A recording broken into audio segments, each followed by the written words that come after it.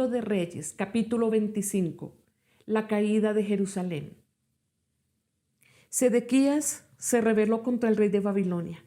En el año 9 del reinado de Sedequías, a los 10 días del mes 10, Nabucodonosor, rey de Babilonia, marchó con todo su ejército y atacó a Jerusalén. Acampó frente a la ciudad y construyó una rampa de asalto a su alrededor.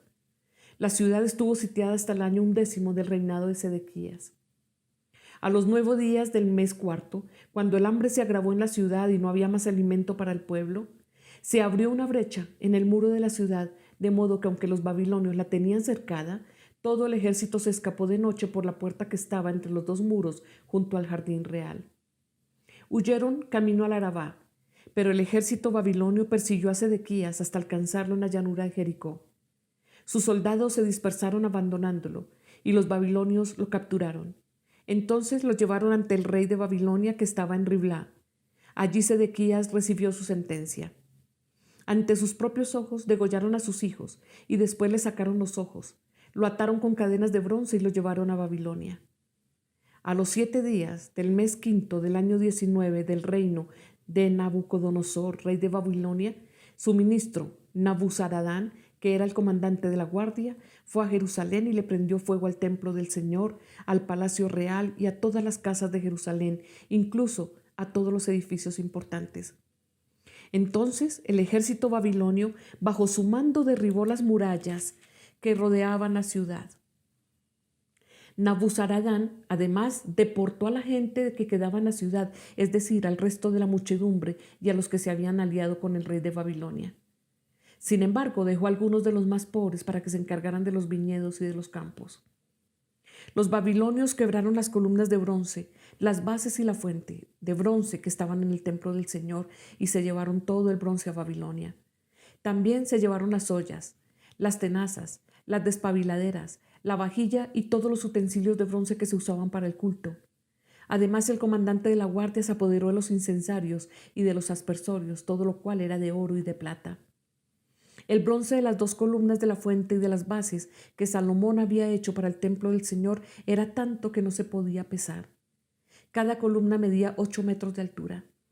El capitel de bronce que estaba encima de cada columna medía 1,5 metros de altura y estaba decorado alrededor con una red y con granadas de bronce. Las 2 columnas tenían el mismo adorno. El comandante de la guardia tomó presos a Seraías, sacerdote principal, a Sofonías, sacerdote segundo rango, y a los 3 porteros.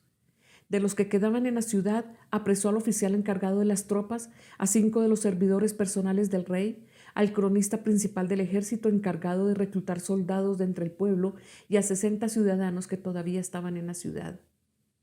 Después de apresarlos, Nabuzaradán, comandante de la guardia, se los llevó al rey de Babilonia que estaba en Riblá. Allí, en el territorio de Hamat, el rey los hizo ejecutar. Así Judá fue desterrado y llevado cautivo. Nabucodonosor, rey de Babilonia, nombró a Gedalías, hijo de Ahicán y nieto de Safán, para que gobernara la gente que había dejado en Judá. Cuando los oficiales del ejército de Judá y sus tropas se enteraron de que el rey de Babilonia había nombrado gobernador a Gedalías, fueron a ver a ésta en Mizpa. Los oficiales eran Ismael, hijo de Netanías, Joanán, hijo de Carea, Seraías, hijo de Tanhumet, oriundo de Netofa, y Hazanías, hijo de un hombre de Macá. Gedalías les hizo este juramento a ellos y a sus tropas: no teman a los oficiales babilonios. Si ustedes se quedan en el país y sirven al rey de Babilonia, les aseguro que les irá bien. Pero a los 7 meses, Ismael, hijo de Netanías y nieto de Elisama, que era de la estirpe real, y 10 hombres que lo acompañaban, fueron y asesinaron a Gedalías. También mataron a los hombres de Judá y a los babilonios que formaban parte de su séquito en Mizpa. Acto seguido, todos huyeron a Egipto, grandes y pequeños, junto con los oficiales, pues temían a los babilonios. Liberación del rey Joaquín.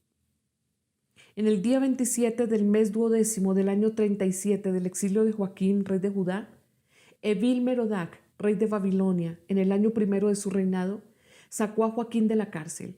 Lo trató amablemente y le dio una posición más alta que la de los otros reyes que estaban con él en Babilonia. Joaquín dejó su ropa de prisionero y por el resto de su vida comió a la mesa del rey. Además, durante toda su vida, Joaquín gozó de una pensión diaria que le proveía el rey de Babilonia. Esta es palabra de Dios.